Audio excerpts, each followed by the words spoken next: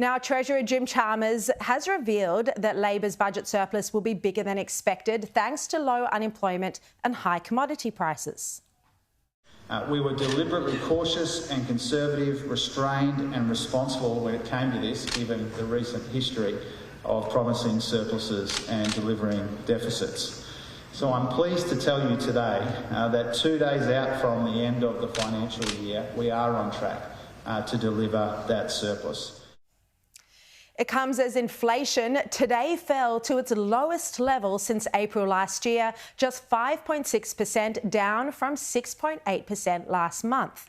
Despite the fall, the Treasurer did say that inflation will stick around for longer than he would like.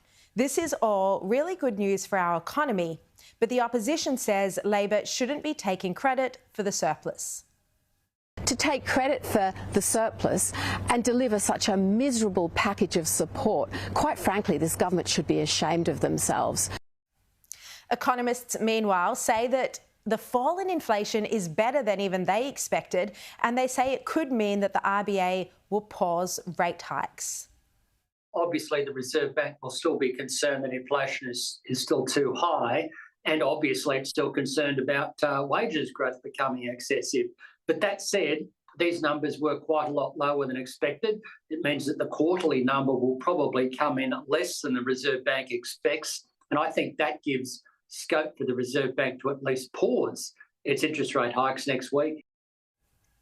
Joining me now to discuss this and the rest of the day's news is Sky News contributor Steve Price. Steve, thank you for your time. Look, this is better than expected news for everyone. We thought inflation was going to stay entrenched around the 6%, today down to 5.6%.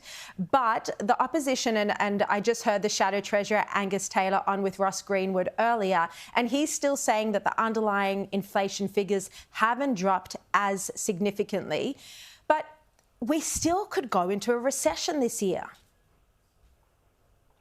Yeah, look, they're talking about underlying inflation and headline figures. Most Australians listening to us and watching us tonight, Shari, are just bamboozled by these figures. For some reason, the ABS has now decided they put things in, take things out and come up with two different numbers. I tell you what, the only number that Australians are worried about, and that is the number in their pay packet and whether they've got any money left at the end of the week. Look, I've got quite a lot of regard for Jim Chalmers. I've interviewed him a number of times, more so when he was in opposition than as Treasurer.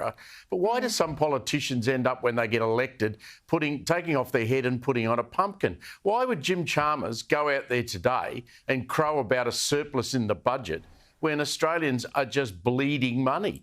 I mean, fruit and vegetables, for example, in these numbers, Shari, are still sitting at 8% inflation. So the basics of life, electricity, gas, all of the things that you need, childcare, they're all expensive. And come July 1, a lot of stuff goes up again because of the start of the new financial year. So we're not out of the woods by any means. And anybody watching us right now would be going to themselves, well, Jim, good on you. You're going to have a surplus. I don't have one.